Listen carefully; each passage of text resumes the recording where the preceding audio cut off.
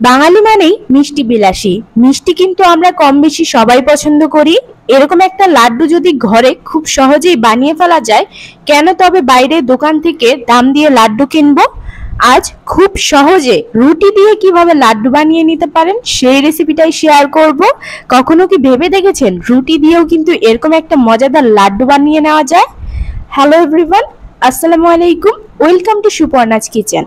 তো চলুন খুব সহজে কিভাবে রুটি দিয়ে আমরা লাড্ডু বানিয়ে নিতে পারি সেই রেসিপিটাই দেখে নিই।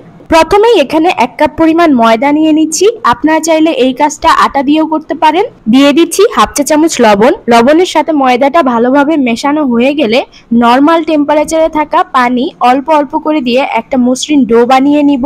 ডোটা বানানো হয়ে গেলে উপরে একটু তেল মাখিয়ে রাখবো যাতে উপরটা ড্রাই না হয়ে যায়। এটাকে এখন 15 মিনিটের জন্য রেস্টে রেখে দিব।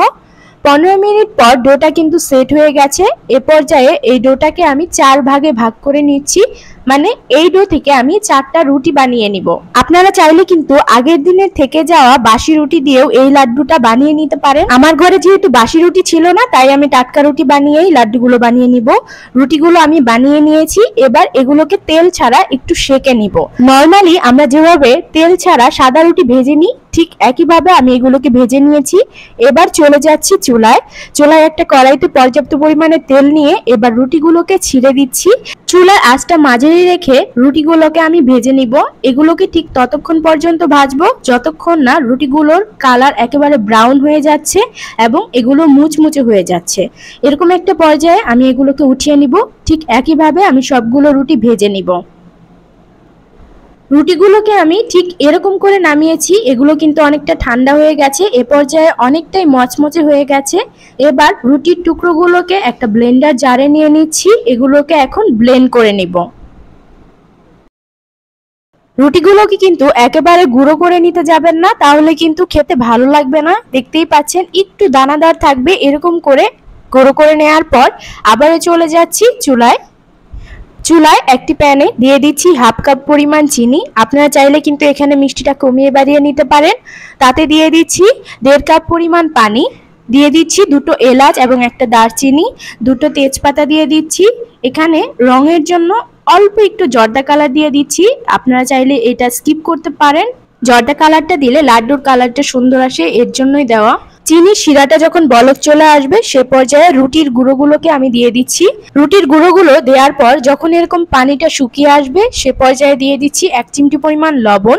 এই লবণটা মিষ্টিটাকে ব্যালেন্স করবে। এবার এটাকে আমি 5 মিনিটের জন্য ভেজে নিব। 5 মিনিট ভেজে নেবার পর তাতে দিয়ে দিচ্ছি 1 চা চামচ পরিমাণ কনডেন্স মিল্ক। এটা অপশনাল, আপনারা চাইলে এটা নাও দিতে পারেন, কোনো সমস্যা নেই।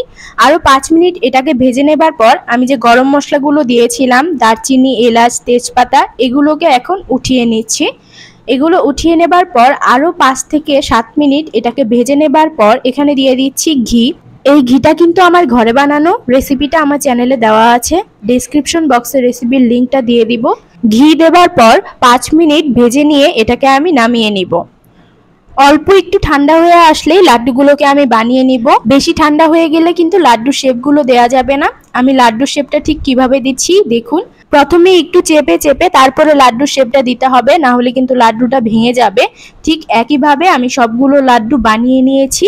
দেখুন লাড্ডুগুলোর কালারটা কত সুন্দর এসেছে। আর আমি যদি একটা লাড্ডু ভেঙে দেখাই তাহলে দেখতে পারবেন ভেতরটা কিন্তু অনেক জুসি হয়েছে। লাড্ডুটি যে শুধু দেখতেই সুন্দর তা কিন্তু নয়, এটি কিন্তু খেতেও অনেক বেশি মজার। বাচ্চা থেকে বড় সবাই এটি পছন্দ করবে। আপনি যদি কোনো গেস্টকে এই লাড্ডুটা খেতে দেন, তারা কিন্তু খেয়ে বুঝতেই পারবে না আপনি সামান্য রুটি থেকে এই লাড্ডুটা বানিয়েছেন। আর যখন তারা জানতে পারবে সামান্য রুটি থেকে এই লাড্ডুটা বানিয়েছেন, তখন কিন্তু তারা অবাক হয়ে যাবে।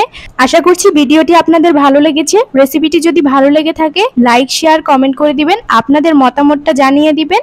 অবশ্যই চ্যানেলটি সাবস্ক্রাইব করে দিবেন এরকম আরো মজার রেসিপি পাওয়ার জন্য। ততক্ষণ ভালো থাকুন, সুস্থ থাকুন। আল্লাহ হাফেজ।